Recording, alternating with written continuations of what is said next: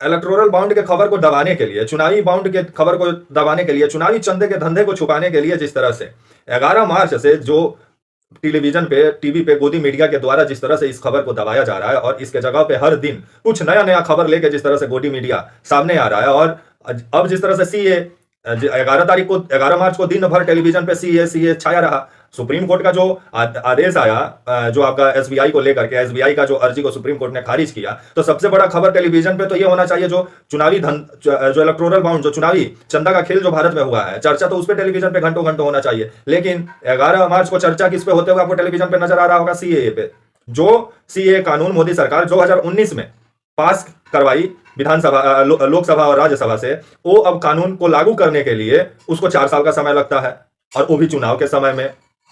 तो इससे साफ नजर आता है कि मोदी सरकार वोटों में ध्रुवीकरण करना चाह रही हो हिंदू मुस्लिम के बीच में। इसी वजह से तो चुनाव के ठीक 2-3 महीना पहले सीए को लाना सरकार के मंशा पर भी सवाल उठाता है। तो वहीं अभी गोदी मीडिया 11 तारीख को आप देखे होंगे, जिस तरह से जब से सीए का ऐलान हुआ कि मोदी सरकार देश में अब सीए को लागू करने वाली है, तब से गोदी मीडिया जो मेन मुख्य खबर है, जो चुनावी बाउंड से जुड़ा हुआ जो सुप्रीम कोर्ट आदेश दिया, उस खबर को दबा दिया गया। उसके जगह पे 11 तारीख को दिन भर रात भर क्या चला? सीए चला। अब जो मतलब अब खबर जो आ रही है आज 12 मार्च के दिन, आज भी हमको लगा थोड़ा टेलीविजन पे इलेक्टोरल बाउंड, चुनावी बाउंड से जुड़ा हुआ खबर मीडिया चलाएगा और इस पे पुख्ता से इस खबर को दिखाएगा। लेकिन आज भी बीजेपी ने जबरदस्त मतलब हेडलाइन मैनेजमेंट की हुई है कि हरियाणा का अब खबर टीवी पे चलते हुए आपको नजर आ रहा होगा, क्योंकि हरियाणा में चुनाव के ठीक 6-7 महीना पहले, विधानसभा चुनाव होने में तो 6-7 महीना हरियाणा में बचे हुए हैं, और उससे पहले दुष्यंत चौटाला बीजेपी से अलग हो जाते हैं।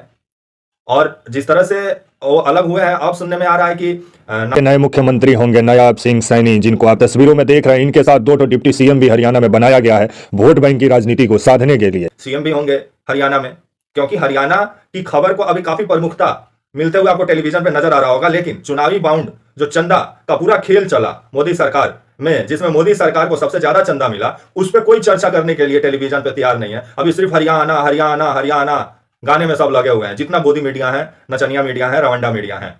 तो वहीं हरियाणा का कुल विधानसभा का जो सीटों की संख्या है वो आपका 90 है विधानसभा सीट का संख्या हरियाणा में। और हरियाणा में जेजेपी और बीजेपी का गठबंधन में हरियाणा में सरकार चल रहा था। लेकिन जिस तरह से हरियाणा में मनोहर लाल खट्टर साहब के खिलाफ लोगों में नाराजगी जबरदस्त है, और वो जिस तरह से आए दिन उनका बयान बीजेपी को महंगा पड़ जाता है, जिसको लेकर के बीजेपी सोची होगी कि इनको क्यों नहीं लोकसभा चुनाव लड़ाया जाए और इनको विधानसभा चुनाव में इनको हटा दिया जाए, इनको सीधे अब केंद्र में लेके आया जाए लोकसभा चुनाव लड़ा के।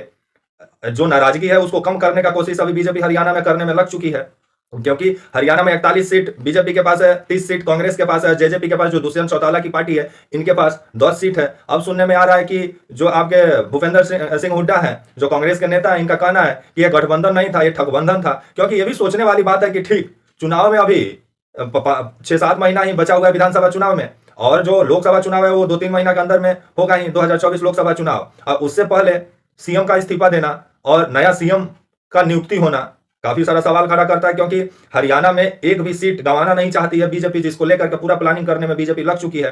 और हरियाणा के में जो ये मनोहर लाल खट्टर हैं, इनके खिलाफ नाराजगी थी, जिसको कम करने का भी प्रयास मोदी सरकार कर रही है, और हेडलाइन मैनेजमेंट का भी काम मोदी सरकार कर रही है। वो जो चाह रही है वही टीवी पर दिख रहा है। जो चुनावी बाउंड से जुड़ा हुआ खबर था तो आपको तो नजर ही नहीं आया होगा, कहीं 100 की खबर में वो नजर आ गया होगा। लेकिन अभी आपको टेलीविजन पे सिर्फ हरियाणा सुनाई और दिखाई दे रहा होगा, क्योंकि बीजेपी जो चाल चली है हरियाणा में, हेडलाइन भी मेंटेन हो गया, और जो एक आपका नाराजगी था हरियाणा में मनोहर लाल खट्टर को लेकर लोगों के बीच में, वो नाराजगी को भी कम करने का प्रयास किया गया है। अब नए क्योंकि जो जाट वोट बैंक है, जो सवर्ण वोट बैंक है हरियाणा में, वो सबसे ज्यादा है, और जाटों में बीजेपी को लेकर के नाराजगी थी, जिसको लेकर के जेजेपी, दुष्यंत चौटाला की पार्टी बीजेपी से अलग हो गई, और उसको लग रहा था कि 2024 लोकसभा चुनाव में उसको नुकसान हो सकता है, जिसको लेकर के वो लोग गठबंधन तोड़ने का फैसला किया दोनों, और दोनों अब अलग अलग चुनाव लड़ेंगे हरियाणा में। और जिस पर अब भूपेंद्र सिंह हुड्डा, उनका कहना है कि हरियाणा की जनता के साथ इन लोगों ने जिस तरह से धोखा किया है, और ये गठबंधन नहीं था, ये ठगबंधन था, क्योंकि सब अपने मौका परस्ती के लिए एकजुट हुए थे। जैसे ही सबका मौका निकल गया, अपने अपने राह पर अलग अलग सब हो गए। ये लोग हरियाणा को, जिस तरह से हरियाणा के लोगों को ये लोग ठगने का काम किया है, ऐसा कहना है भूपेंद्र सिंह हुड्डा का।